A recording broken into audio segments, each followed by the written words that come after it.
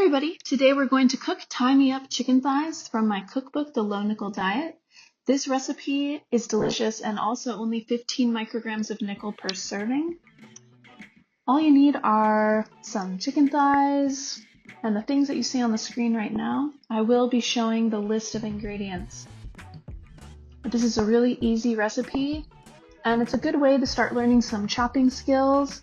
So I'll show you how I do it. Now, I'm definitely not a chef. I wasn't classically trained or anything, but just a normal person that taught myself how to cook because unfortunately I had an allergy that made it so I had to start learning. Now, this is a good recipe for people on many different types of diets, including just somebody who wants to learn how to cook and eat healthily. So I wanted to show these bowls actually. They're good for this recipe and many others. I got them on Amazon, and what's nice about them is that they're very light, easy to clean, and they have those lids that go on top, and they don't have any residual nickel that can get into your food. Plastic is definitely not the most ideal thing, but we just got to do what we got to do. So here's me using garlic. Now, a lot of people like to go the fast way and just get the minced garlic from the store. It's more expensive that way, and also you're not going to get as many great nutrients and antioxidants that way. Now, go ahead and do that if that's what you need to do, but when you feel like you can do a little bit more, then do it this way. So something that someone taught me once about an easy way to peel garlic is to just cut off the ends of each piece like this, and then you take the knife and you hit it like that, and it helps take the skin off a lot more easy. So I'm just showing this, showing myself doing this multiple times so you can kind of see how that works. Sometimes you cut off the ends and the skin just falls off really easily.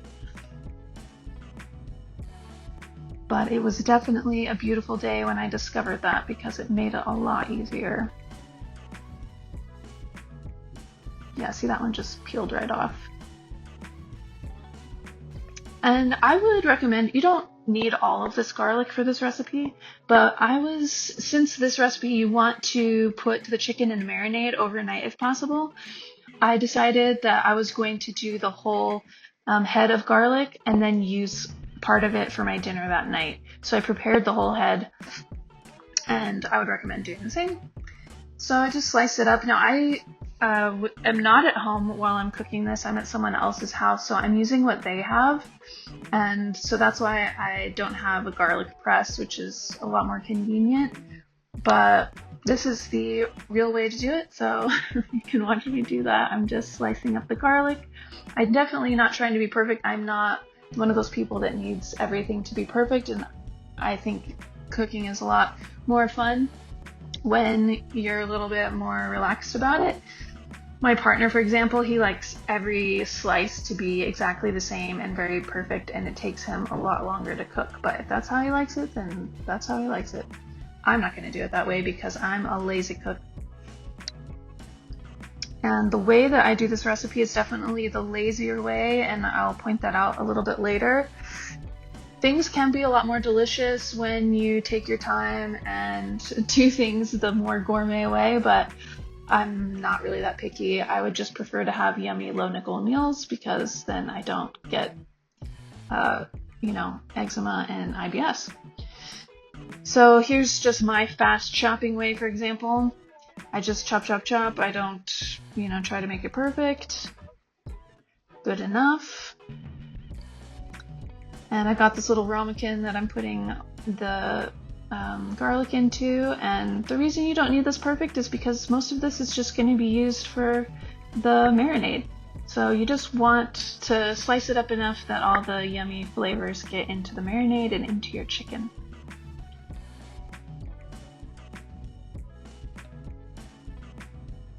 Alright, and then here's another example of my very lazy way of doing things. This is the cilantro. Now, if you don't like cilantro, this recipe is still good without it.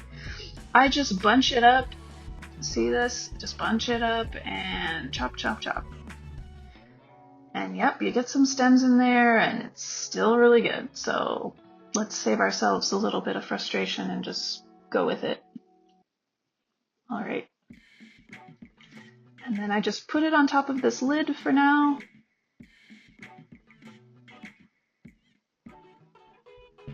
And then we get to get rid of the chopping board. And we've got our big bowl, and we're gonna make the marinade. So this is the warm water that we put in. I think it was like half a cup. It's really not that important. So then we put the garlic in. We're gonna put some salt. Now I didn't have teaspoons. I think it's a couple teaspoons. So I just kind of eyeballed it. This is allulose. This is a sugar substitute that I highly recommend because it doesn't increase your blood sugar. It's natural. It's made from plants, and it's absolutely incredible. I have a whole video on allulose on my channel. I would definitely recommend watching it and learning about it.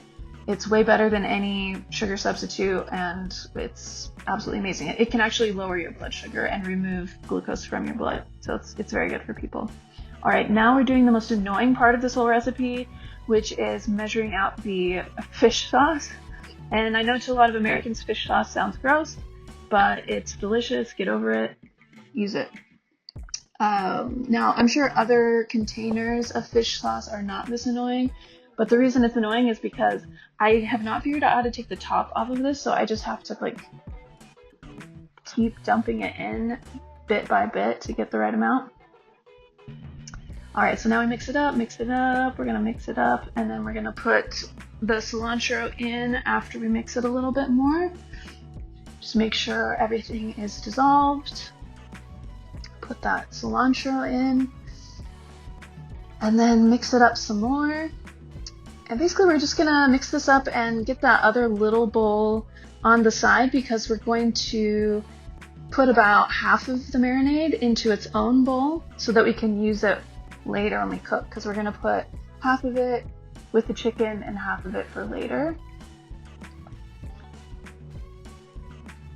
And you see, I didn't measure it, I just eyeballed it. Let's not make things difficult for ourselves. All right, and then I'm putting the chicken thighs in. You can use other types of chicken. I did some chicken wings. We can do chicken breast if you want, but that is the least nutritious part of the chicken, and you get all of the amazing nutrients from the bone and the skin with the thighs, with the skin on. I would highly recommend it. Okay, then I add some water just to make sure that the marinade is mostly covering.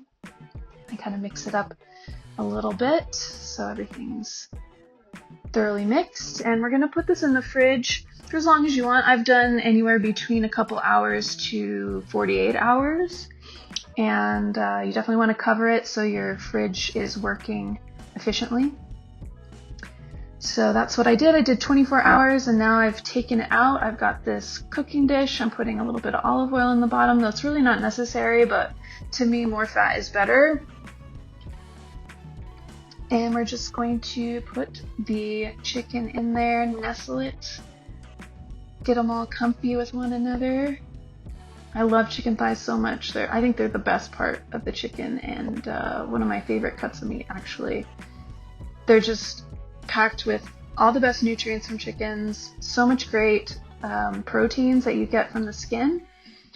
If you care about your hair, skin, and nails, you definitely want a lot of skin. If you care about your gut lining healing itself, skin. And here it is after cooking for about 40 minutes. Probably could have gone for another like 5 minutes, but it was still perfectly fine. I hope you enjoyed this recipe. Definitely check out the links below. Buy the cookbook, support me. Otherwise, have a great day.